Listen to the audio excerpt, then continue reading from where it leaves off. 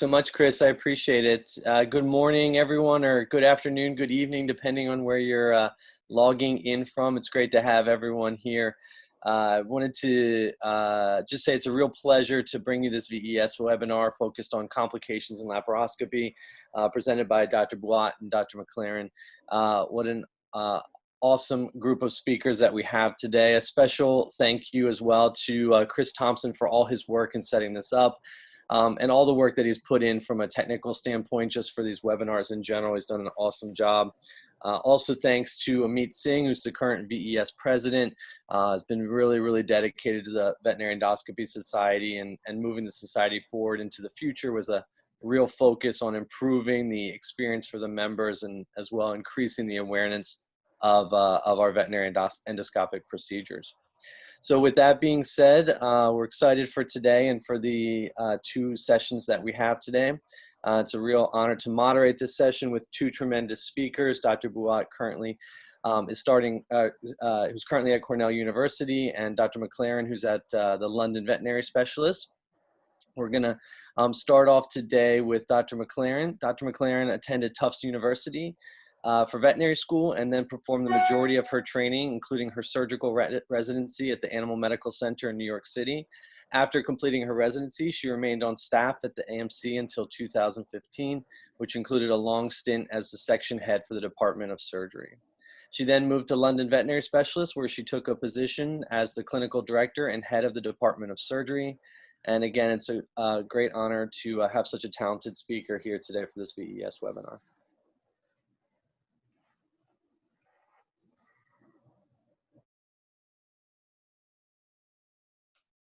All right, I'm gonna go ahead and share. Bill, will you confirm that the audio is working once it starts playing?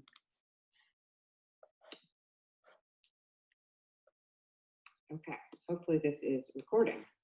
This is Janet Kovak McClaran. How are you? I am a soft tissue surgeon, currently based in London, England at London Vet Specialists. And today we're gonna have an update on our favorite topic, complications in minimally invasive surgery.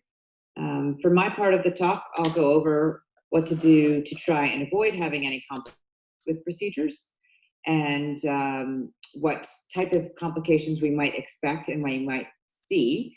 And bear in mind that all complications are not a disaster. We can manage them effectively.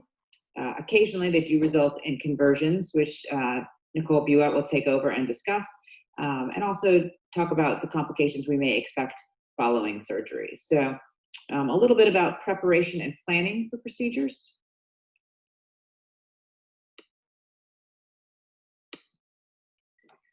Biggest thing is, again, being prepared.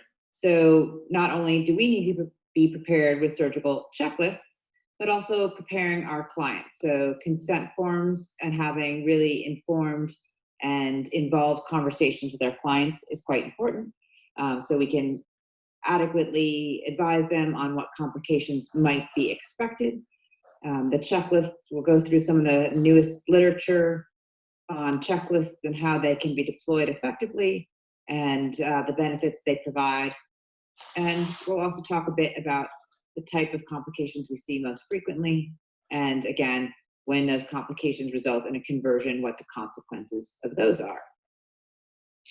Informed consent is not only important, of course, from a legal perspective, but certainly for a patient and client care perspective. How we provide information to our clients is really important. We know that patients and clients that have improved knowledge and decision-making are generally more satisfied with the procedures, which is great. I don't know if the patients experience less overall anxiety, but certainly our clients might have lower overall anxiety. And it does seem that if we can spend a little more time with our patients during consultations, they seem to have more confidence and less concerns. And finally, it also seems quite important, depending on your artistic skills, to provide people with visual information. So if you're able to visually provide things to clients, it's quite useful and helpful. Certainly, anytime we do take on a discussion of minimally invasive surgery, not only do we need to talk about complications, but also conversions, and explaining that converting is not necessarily something that's going to impact upon their patient's prognosis or their complication rate. I think one of the misconceptions a lot of clients come to me for is that they think because we're doing procedures in a minimally invasive way, that there's still going to be some activity limitations. A lot of people say, well, I thought we're doing this through a keyhole, that there shouldn't be any restrictions on activity afterwards. Certainly, while we can benefit our patients by having more comfort levels and potentially less pain associated with the procedures, there still is going to be some restriction on the activities. A little different than people, right? Because animals are quadrupeds and dependent, so their incisions are in a more ventral and dependent portion than when many people themselves experience laparoscopic surgeries. They don't realize in people that stand upright, there's less concern about herniation, incisional complications, etc. So there's still going to be some limitations on activities. Surgical checklists, I'm sure you're all quite aware, having read, if any of you have read, of course, the Checklist Manifesto, a great book about surgical checklists. This is a really interesting checklist from the human side of things that goes through what is important in MIS to consider with checklists, different things, right? We have different OR positioning, we have different equipment, certainly our insufflation, video monitors, making sure that everything is ready to record. I'm sure, as you all know, there's nothing worse than being ready to go, take a beautiful picture, and everything's not ready to record or photo your procedures. Certainly making sure instrumentation, our ports, and everything we need to perform the procedure are ready. And then making sure other things, any other catheters, tubes they're needed, antibiotics having been given, and checking all of our additional anesthetics and cautery units, our vessel sealing devices, making sure everything's in working order. So it's quite a lengthy list. So the more we can be prepared with checklists, the better. Some of the human side of things initially looked at the benefit of surgical checklists, whether they're general or MIS specific. We know that having a checklist decreases complications in about 24% of cases, which is great. So the most infrequently encountered things that we find are things like having equipment or instruments ready. And generally speaking, checklists can be completed just within minutes and do really improve communication within the operating room and improve the flow of the day. In terms of veterinary literature, there have been some additional information out there about checklists, how people view checklists. Are they easy to use? Are people compliant? And actually, in general, things have been very positive. So people's attitudes for checklists are positive, saying that it's great, improves teamwork, patient safety, reduces errors. But they did highlight some barriers, including issues of hierarchy, some people not feeling that they could speak up, or they didn't know what was going on. They walked into a room and someone asked them their name.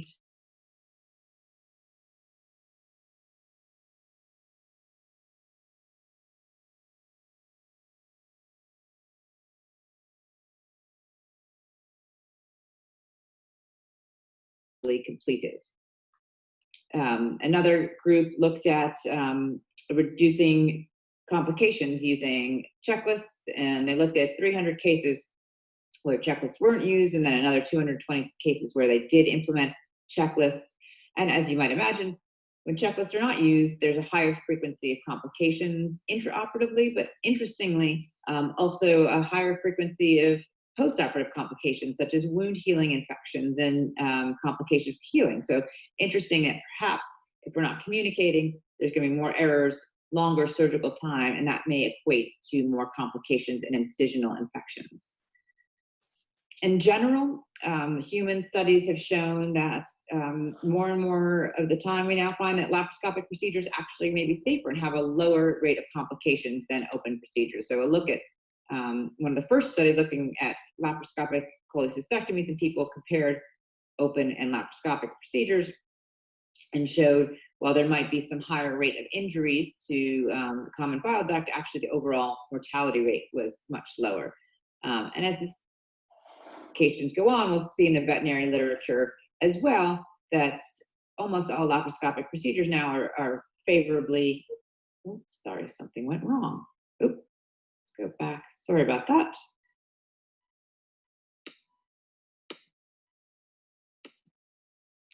back to the procedure, back to the show, sorry about that, shows that in general, complications are much lower in laparoscopic procedures than they are in open, which is great to see that we have veterinary literature to back that up as well. So the types of complications we might anticipate, there are some anesthetic-related complications, which we'll deal with, generally related to the tolerance of a pneumoperitoneum.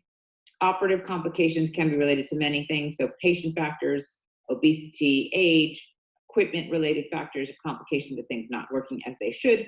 Certainly surgeon experience makes a big impact on overall rates of complications. And we know another thing, rate of complications may be complications early, so ones we assume and see at the time of the procedure, and those that may be expected later or following surgery.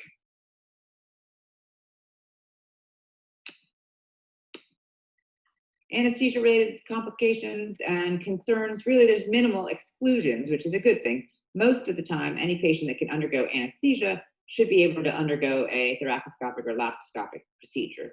Certainly, there are some pre-existing pulmonary pathology that may lead to an inability to tolerate a pneumothorax or a pneumoperitoneum, but it's few and far between.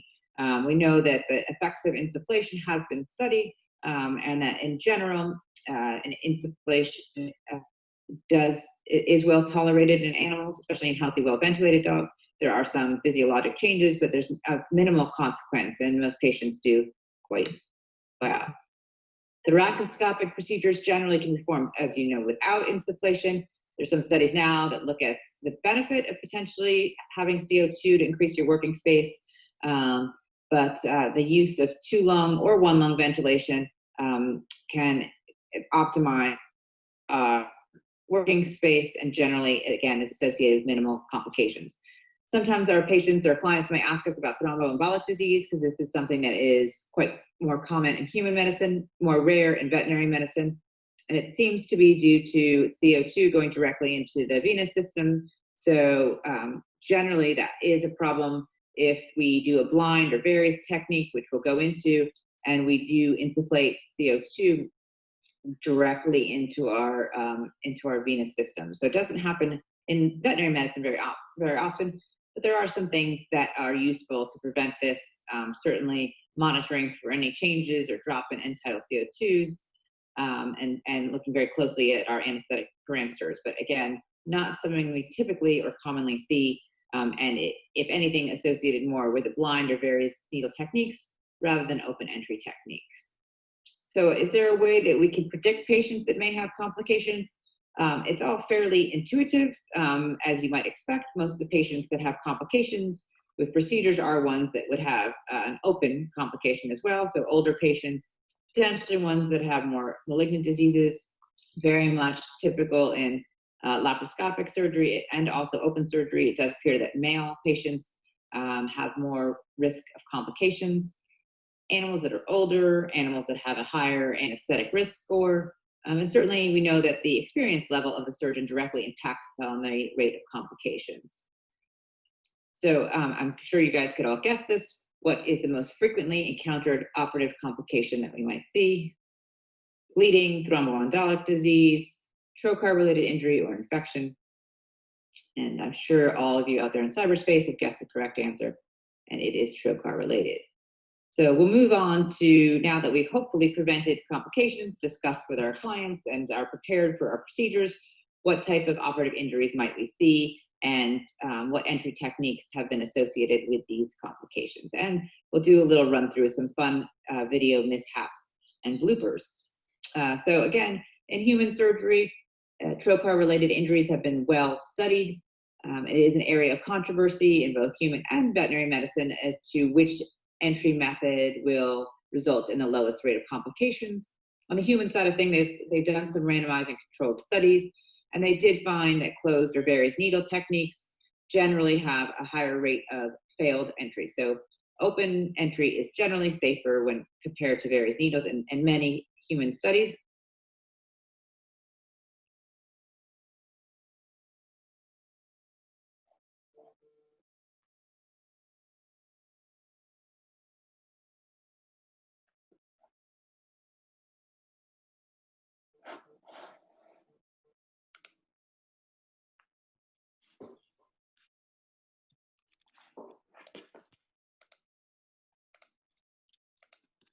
fun video mishaps and bloopers.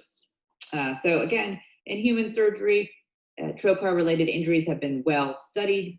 It is an area of controversy, and certainly also in a study of human gynecologic patients, it does seem that the complication rates in general are very low, so less than 1% chance of bowel injuries. But of these injuries, 40% of the time they can be attributed to using a VES needle, whether this is as the primary trocar or secondary trocar. Other things that can cause complications certainly can be during dissection, as we'll show some pictures of, use of electrocautery or diathermy as well.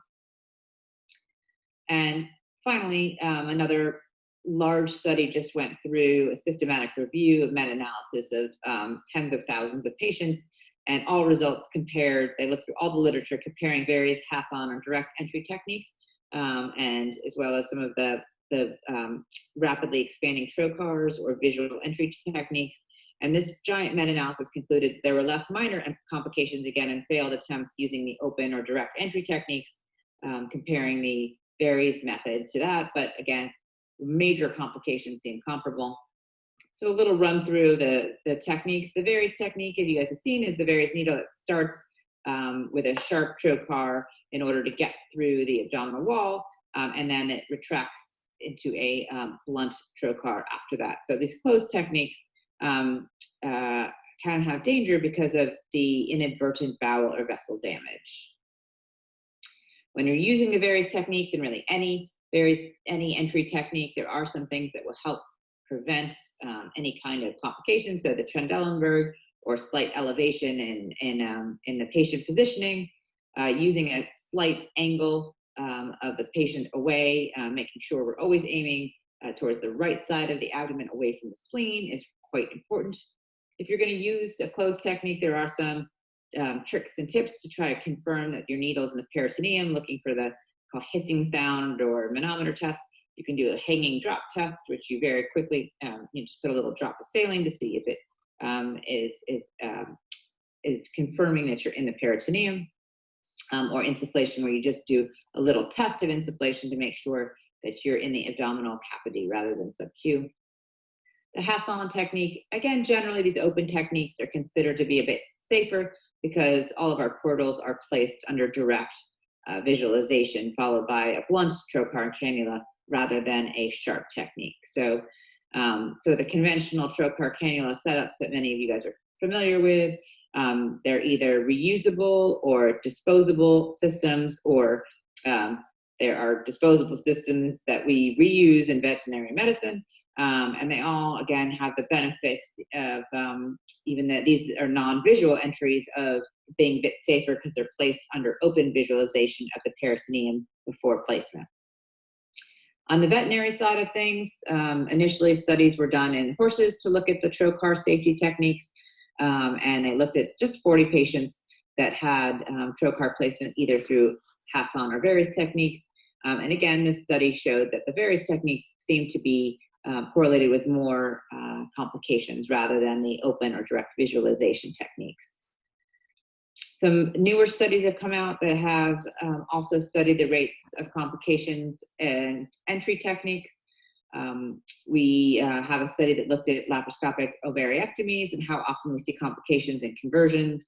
And they did find overall in that study that 12% of the dogs that were undergoing laparoscopic ovariectomy had an issue with splenic puncture during VES needle placement. Granted, these were done by veterinary students, but certainly it does raise the issue of being cautious and careful with those VES techniques.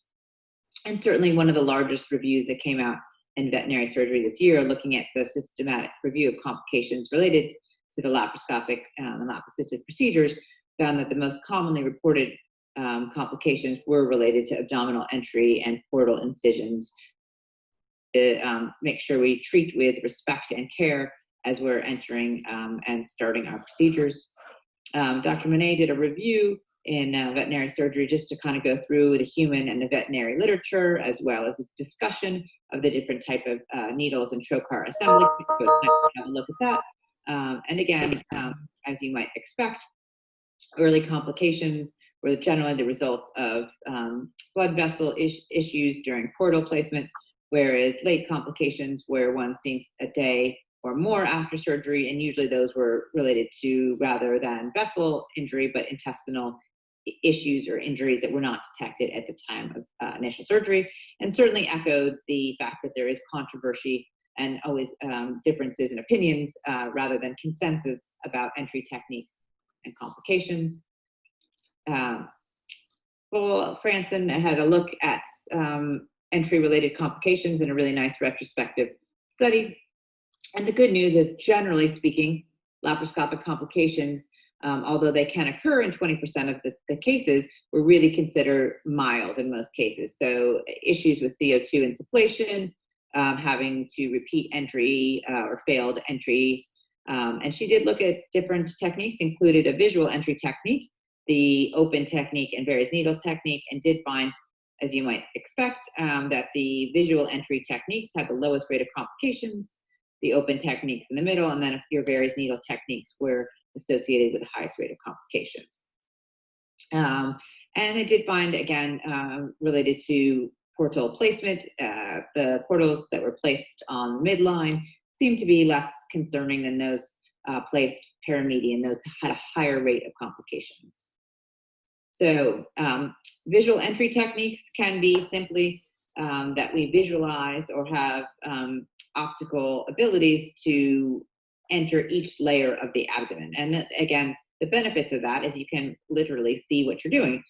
Now, our patients are not often as obese as human patients, but you can imagine how important this could be when you're entering a human abdomen and there's multiple subcutaneous layers to get through, and it can be very difficult to identify where your peritoneal layer is. So a nice video here demonstrating on a cadaver the visual entry techniques and the abilities for us to get a nice incision that's done under direct guidance. So your very traditional entry techniques done where you have some blunt dissection down to your body wall and sub-Q. A small blade incision made either directly into the peritoneum or by lifting and then making your blade incision, followed by entry of the screw port. And then instead of entering all the way into the peritoneal cavity, just started, and then the camera goes in place. While we have direct visualization, we can then enter the abdominal cavity as safely as possible.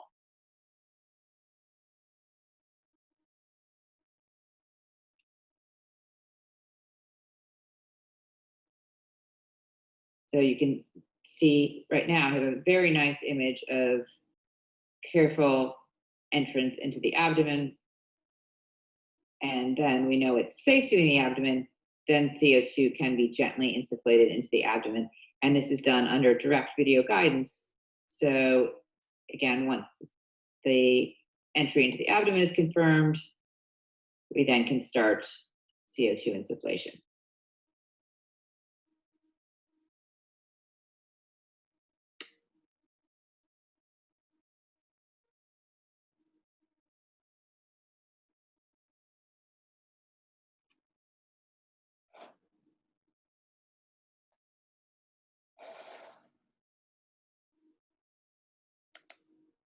They're handled. So thank you.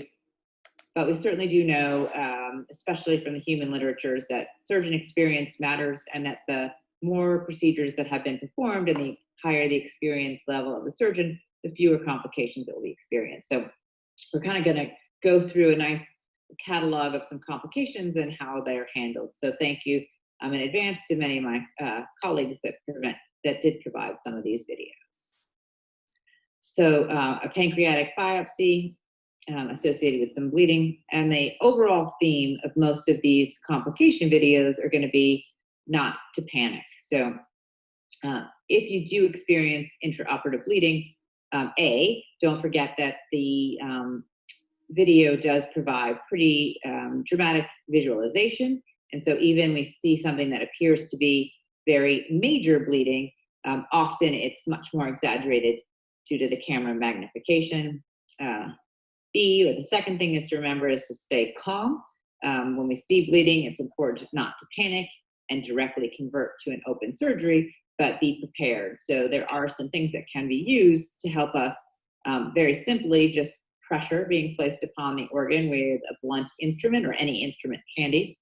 2, we can put hemostatic agents directly on the area, so that can be a gauzed sponge. See here, very quick thinking when we gently placed a blunt instrument to try to diminish the amount of bleeding. And then you'll see that we're able to, in this video, they're able to put in a little bit of literally a surgical sponge. There are also endo Q-tips, so endo buds or endo peanuts, where you can gently put some pressure with a cotton bud directly on the area that's bleeding. Hemostatic agents, gel foam, etc., can also be added to anything that's bleeding. We'll fast forward and we can see that the surgical gauze is placed on the area, and then it's reassessed to make sure that there's minimal concern with bleeding.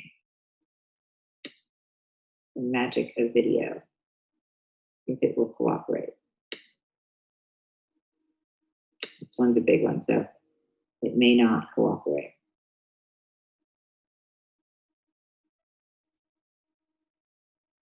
We'll move on to the next video. And again, thanks to all my colleagues for providing some great videos to demonstrate intraoperative complications, because often when they happen, you're not in the mood nor thinking quickly enough to record them.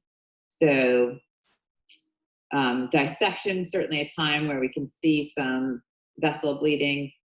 Again, thinking quickly, the clip is handy. Obviously, the endo clips are a great way to provide intraoperative hemostasis.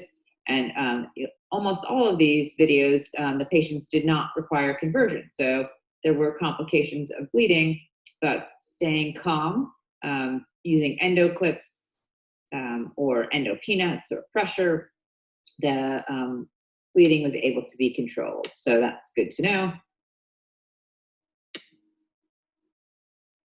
Again, of course, all the colleagues provided these assured me that it was always the resident's fault and that the bleeding was always caused by other people.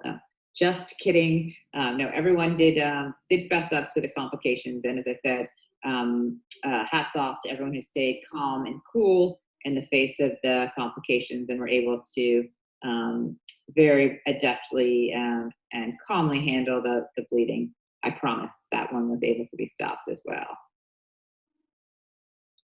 So vessels damage usually is a more typical thing. So again, intraoperative complications are generally going to be ones related to bleeding. Always make sure in terms of preparation that we do have coagulation tests. If you have a high concern or risk for bleeding, do make sure you have the ability to have blood products on site and on staff. So again, preparation is the most important thing.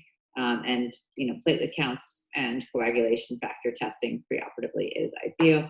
And again, thinking quickly, able to put some pressure on the area, and then hemostatic agents can be placed in order to handle that.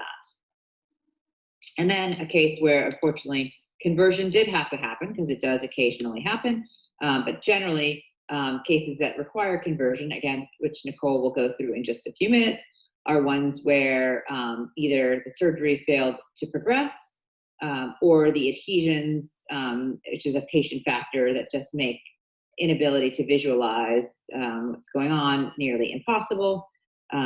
Certainly, you can also convert just when we fail to progress. If a procedure is not going to as you would expect in a time frame than you were hoping for, that's another reason where conversion could be required. Or in this case, a combination of factors. So not only is the surgery failing to progress in a timely fashion, the adhesions are minimizing our abilities to visualize, but also then once we do encounter a complication, if we don't feel comfortable that we can handle it in a minimally invasive fashion, then certainly safer to address. So bleeding is something where we'll know pretty quickly if there's a complication, but if we have a complication such as a bile duct rupture, the issue or concern could be that we may not visualize a huge amount of leakage or concern at the time of surgery, but this is something that could lead to a late complication. So I would say that cystic duct injuries or common bile duct injuries is going to be a reason where if there is suspicion for leakage, it's going to be one of the reasons, the most common reason, or a very typical reason why conversion might be a good idea.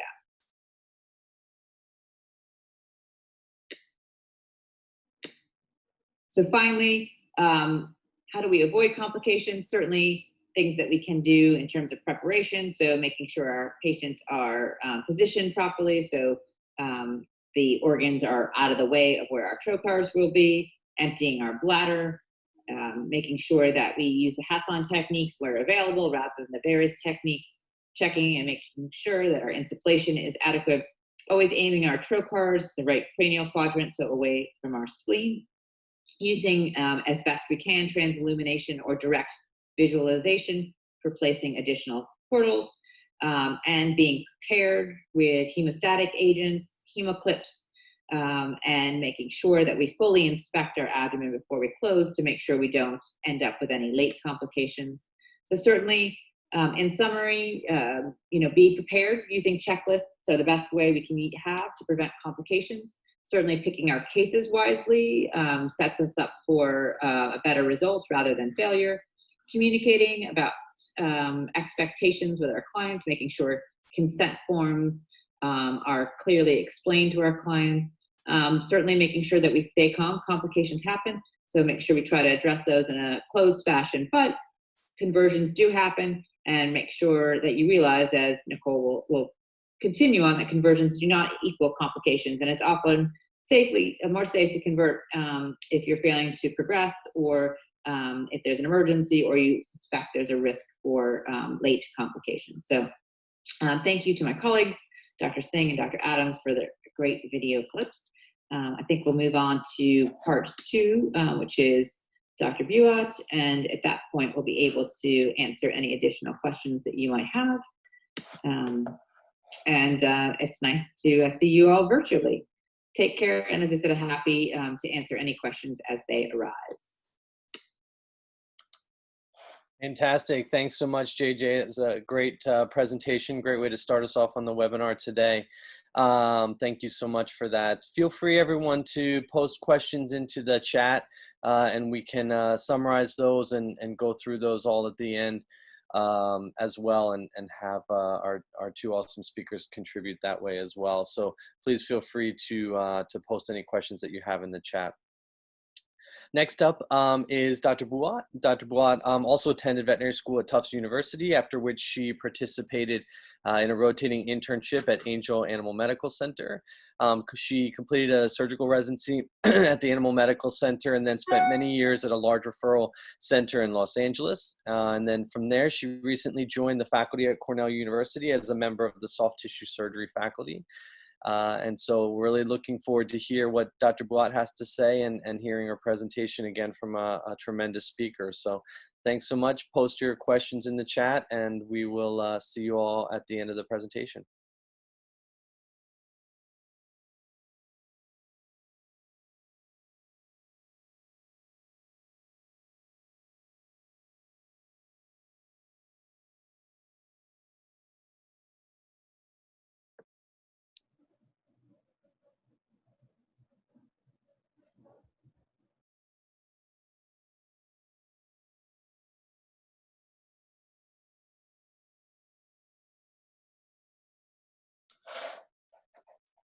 Sorry about that. Good morning, and thank you for joining us for VES's webinar on complications in minimally invasive surgery. Thank you to Dr. McClaran, who got us started this morning. I'm going to be talking about postoperative complications and conversion, so let's get started. Why are we even discussing this? We all know that minimally invasive procedures are widely considered to be less painful and to have decreased infection rates compared to open procedures. But we also know that we still have to discuss the complication rates that can happen with our clients, and we need to be able to consistently report them in the literature so that we can figure out ways to minimize these complications. So how do we define postoperative? That's really the first question. Luckily for me, a systematic review on laparoscopic complications was recently published, and so I will be borrowing their definitions to try to keep terms as consistent as possible. For the purpose of this talk, I'm going to define immediate postoperative complications as those occurring 0 to 24 hours after surgery, short-term postoperative complications as those occurring 24 hours to 6 weeks after surgery, and late onset postoperative complication as those occurring after 6 weeks from surgery. Another great way to define complications is to organize them by procedure type or by body system. This is especially helpful when dealing with client education, as well as for comparison purposes when discussing different techniques. Immediate postoperative complications are most commonly hemorrhage, bowel or organ damage, and persistent pneumothorax with thoracoscopic procedures. Most of these complications can be avoided with careful inspection of the abdominal or thoracic cavity before closure. Complications most likely to be encountered between 24 hours and 6 weeks after surgery include incisional complications and complications associated with intra-abdominal or intrathoracic organ damage that may take a few days to become evident. In one human gynecologic study, these types of complications were typically the result of a puncture of a hollow organ at the time of the first port placement. 30 to 50% of bowel injury and 13 to 50% of vascular injury were detected late, which increased the morbidity and the mortality rates in these people. In a large prospective study in humans undergoing only diagnostic laparoscopy, 5% of patients experienced a minor postoperative complication, such as leakage of ascites, cellulitis, hematoma, and wound dehiscence. In the first veterinary study on complications associated with only diagnostic laparoscopy, 35% of patients had documented postoperative complications. Only 12% were incisional complications, with the rest of them being systemic. The systemic review by Moran et al. Looked at over 700 journal articles before being able to include their final 64 articles for review. Over 50% of those journal articles were case series, and over 50% of them were also considered to be retrospective in nature. Complications were reviewed as well as conversion rates. 62% of articles did not mention one of the postoperative complication timeframes that they discuss. Despite a lower reported rate of surgical site infection and shorter incision length with laparoscopy, there is a fairly high rate of incisional-related complications that have been reported with certain laparoscopic procedures.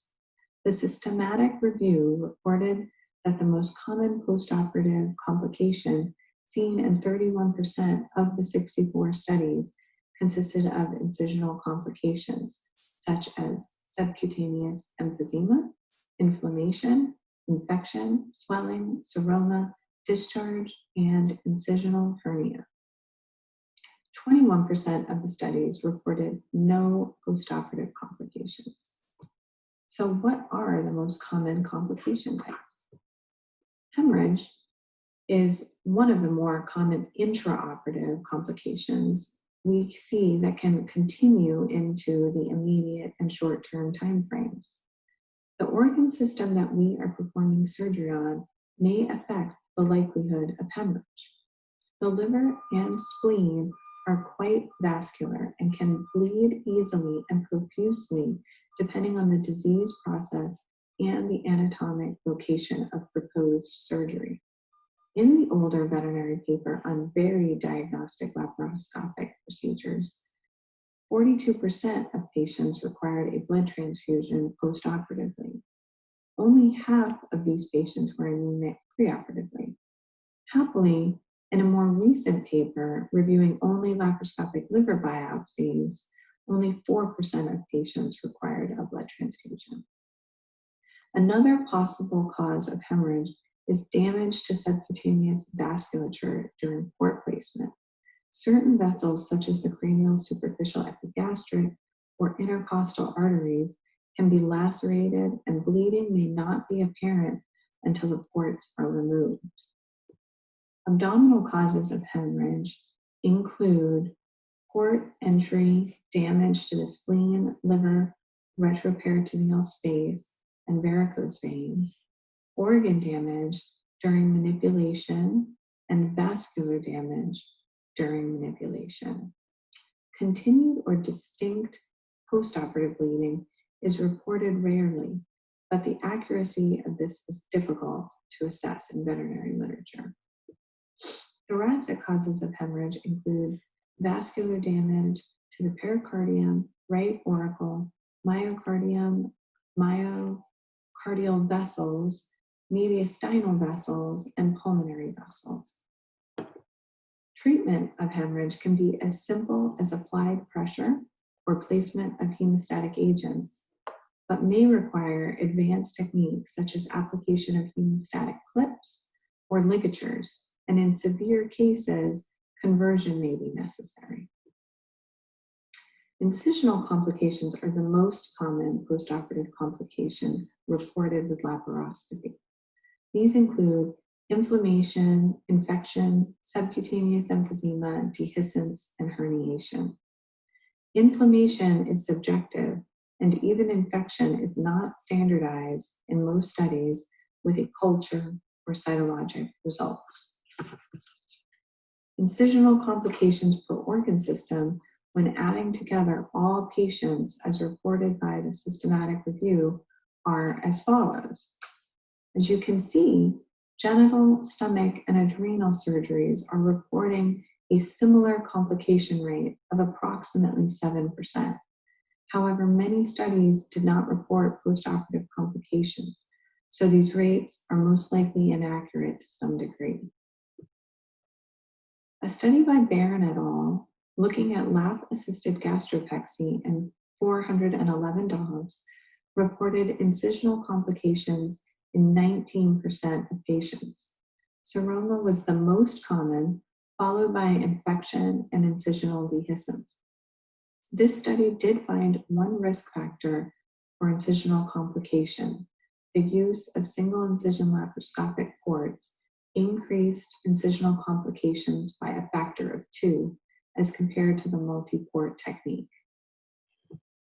A study by Vidzovsky et al.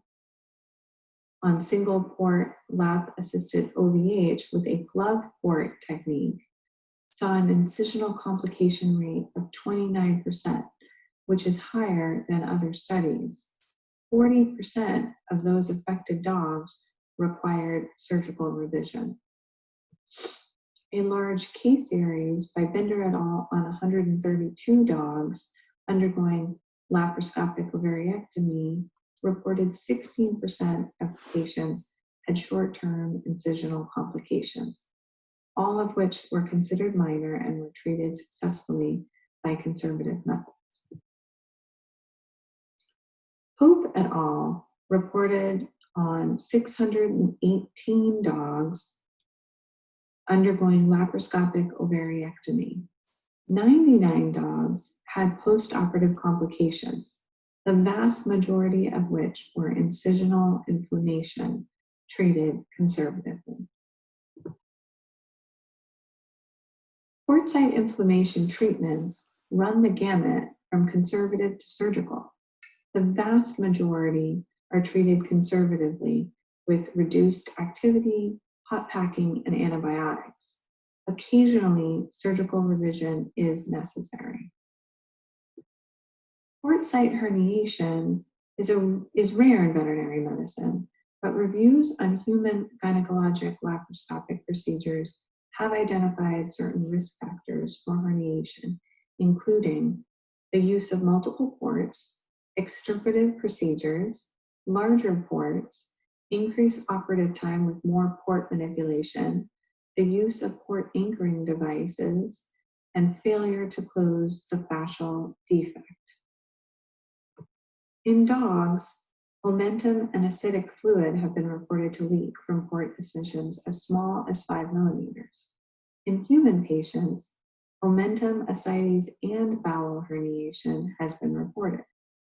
The best method to avoid herniation is to close the fascial layer after removal of ports. However, this is not always possible due to body condition. And in these cases, exercise restriction is especially important. Persistent pneumothorax can be seen after thoracoscopic procedures. This is due to damage to the pulmonary parenchyma during port entry, manipulation, or collateral damage during intrathoracic procedures. In the abdomen, damage to the diaphragm can result in an unnoticed and persistent pneumothorax, as can incomplete closure of any thoracic port sites. Treatment of persistent pneumothorax can be accomplished by serial evacuations with thoracostomy tubes or thoracocentesis. Continuous evacuation with a Pleurovac device for 2 to 3 days may also be tried, as well as consideration of a blood patch pleurodesis. Unfortunately, some cases are going to require reoperation to address any parenchymal damage or port site leakage. Persistent pneumoperitoneum is also associated with complications in human laparoscopic procedures. Clinical signs include respiratory compromise, subcutaneous emphysema, and shoulder pain, which can be reported to be quite severe. Forelimb pain has not been reported in veterinary medicine, which may be due to anatomic differences or due to our inability to detect pain in the forelimbs of our patients. 35 to 80% of people report shoulder pain or omalgia post-laparoscopic procedures. Residual pneumoperitoneum is the most commonly theorized cause for this pain, as there has been some correlation in studies between the intensity of pain and the volume of residual subdiaphragmatic pneumoperitoneum. An alternative technique to avoid this complication is gasless laparoscopy, where a device is inserted into the abdomen to elevate the body wall. Unfortunately, this technique does not provide the same working space or visualization. Treatments for persistent pneumoperitoneum include installation of peritoneal anesthetics and pulmonary recruitment maneuvers, which gently force air out of the abdomen. A very rare complication that I wanted to share was a case report of a pneumopericardium in a dog during laparoscopic OBE. The postulated cause was a small congenital defect in the membranous portion of the diaphragm. The patient did not survive the procedure. Post-arrest radiographs, as you can see here, revealed pneumopericardium, but a post-mortem was declined by the owners. This complication has been reported in humans. 2 studies have been published comparing lap-assisted techniques versus open techniques for gastrointestinal biopsies. The McClaran et al. Study in 28 cats reported no significant difference in intraoperative or postoperative complications between groups. Each group reported 3 postoperative complications, only one of which was a minor incisional postoperative complication. There was no difference in hospitalization or survival, but one laparoscopic case did require conversion. The other paper by Mitterman et al. In 60 dogs also reported a small percentage of postoperative complication, with 0% in the open group and 6% in the laparoscopic group. This difference was not statistically significant and included 1 case of dermal bruising and 1 case of pancreatitis. The most common late onset complication is considered to be port site metastasis. In human medicine, this is frequently seen in gynecological cancer, but also has been reported in pancreatic, esophageal, stomach, liver, and colonic cancers. Some studies show similar rate of incisional metastasis from laparotomy when considering these types of cancer. The average rate of port site metastasis is 1% per procedure, or 0.3% per puncture site in human studies. There are multiple mechanisms of port site metastasis, including direct implantation by cell transfer, morcellation, leading to aerosolization, exfoliation of tumor cells during manipulation, dispersion due to CO2 insufflation, or the chimney effect. One large study of over 100,000 patients undergoing laparoscopic procedures reported an overall tumor recurrence rate of 0.09%. One study on VATS procedures reported an overall risk of 0.26% as long as strict oncologic principles were followed. One human study compared laparoscopy and laparotomy and found there was no evidence of an increase in circulating tumor cells after laparoscopy. However, laparoscopic management of gynecologic cancer, especially ovarian cancer, remains somewhat controversial due to its high rate of spread post-procedure. Treatment or prevention of port site metastasis includes careful handling or manipulation of any tumor, intracorporeal sample bags, morcellation within a sample bag, and port site lavage, sometimes with cytotoxic substances. Now I'm going to move on to the last part of this morning's talk, which is on conversions. In human surgery, there are classifications of conversions. An elective conversion is one in which a conversion to laparotomy happens in the absence of a complication. An emergent conversion is one in which conversion to laparotomy occurs because of the development of a complication that cannot be managed laparoscopically. In the largest veterinary study on conversions in diagnostic laparoscopy, 21% of animals required conversion from their diagnostic procedure. 65% of these were elective and 35% were emergent. Elective conversions are indicated when there is a failure to progress the procedure. Causes of this could be difficulty due to adhesions, poor exposure, such as in obesity, and surgeon inexperience. Emergent conversions are most often caused by uncontrollable hemorrhage, rupture of a hollow viscus, or damage to an organ that cannot be managed laparoscopically or thoracoscopically, and contamination of the thoracic or abdominal cavity that cannot be addressed laparoscopically or thoracoscopically. In the systematic review that I mentioned earlier, the most common intraoperative complication was splenic laceration. 12% of those cases required conversion. Conversion to an open procedure was required and reported 47 times in 20 studies and reported across all organ systems. The conversion rate across all studies ranged from 0 to 30%. The group with the lowest rate of conversion was the female genital tract with 0.7%. The group with the highest rate of conversion was the intestinal tract with 8.3%. The highest conversion rate per study was described in a case series of 20 dogs undergoing cholecystectomy. Comparable conversion rates were identified in this review among studies involving the female genital tract and those reporting more complex surgical procedures involving the adrenal gland and the liver organ systems. Conversion per organ system is seen here. Please keep in mind there was marked variability in the number of cases in these groups, which affects overall percentages.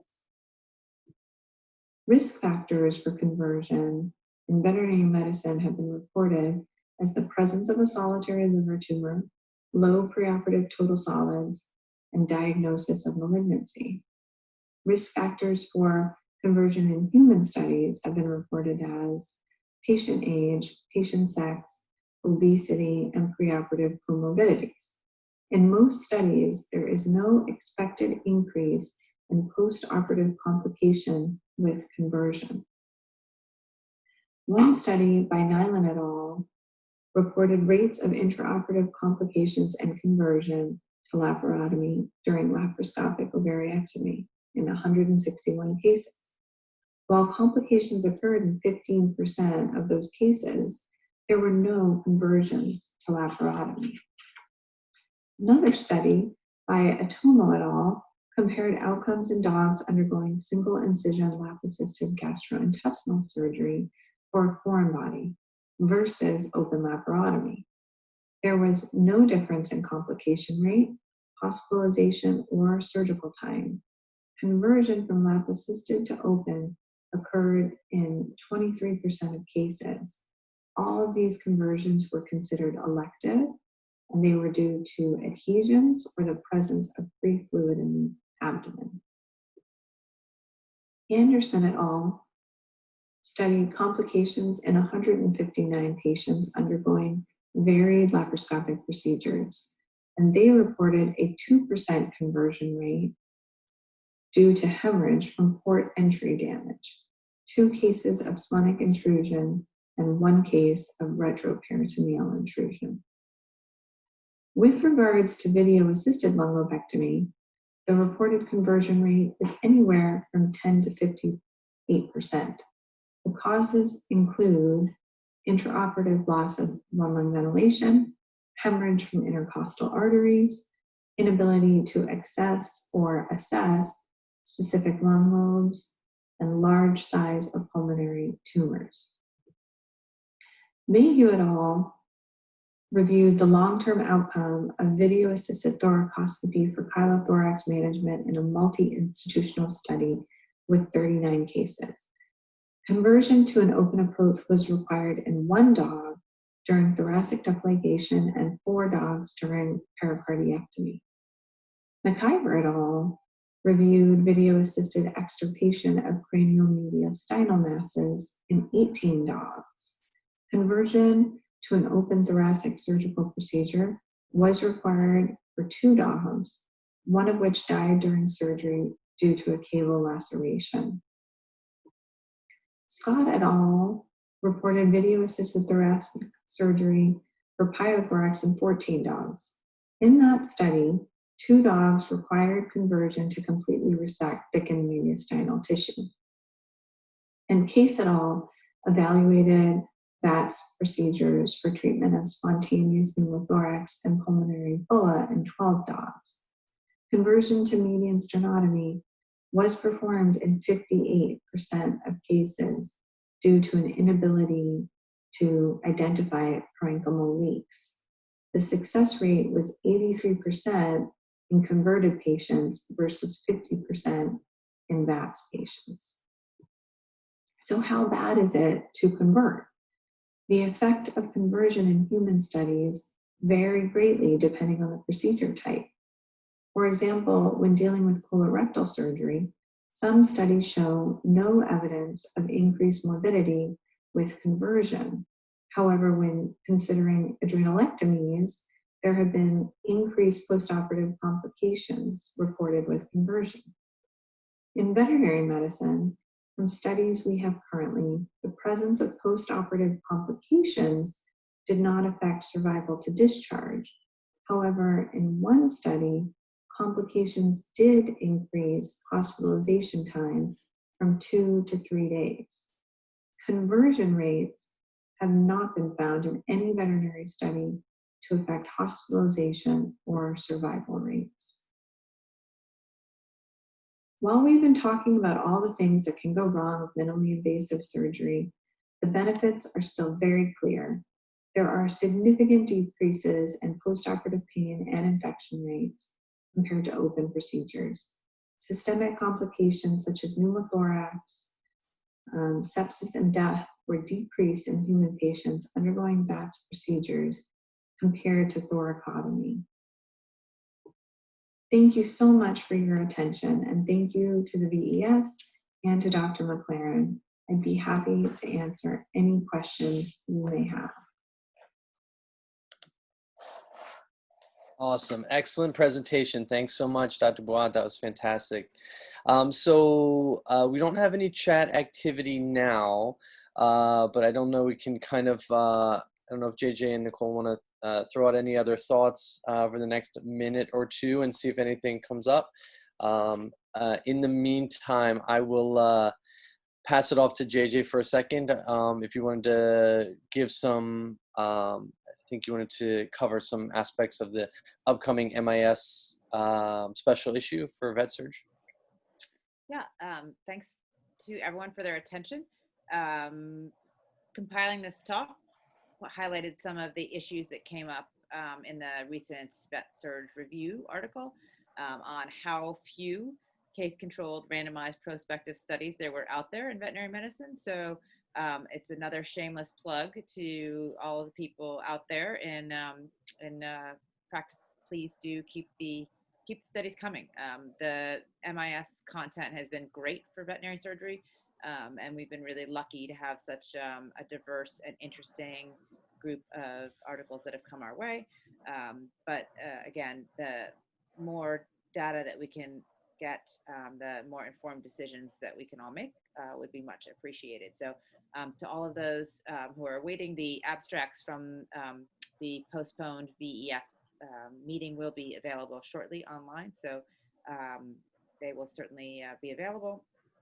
And if there are any other questions, certainly a last plug for anyone who has any ideas for next year's invited review, or any volunteers, any topics you'd like to hear, but maybe you don't particularly want to volunteer to do it yourself, just shoot me an email or a VES an email, and we'll happy to chat about topics that could be of interest to you. But thanks to everyone for their attention, and yes, certainly happy to answer any questions. Great, thank you. One question came up while you were chatting there. It said, thank you for the lecture. Do you have any figures regarding lap-assisted cystotomy, uroperitoneum complications when performing temporary cystopexy?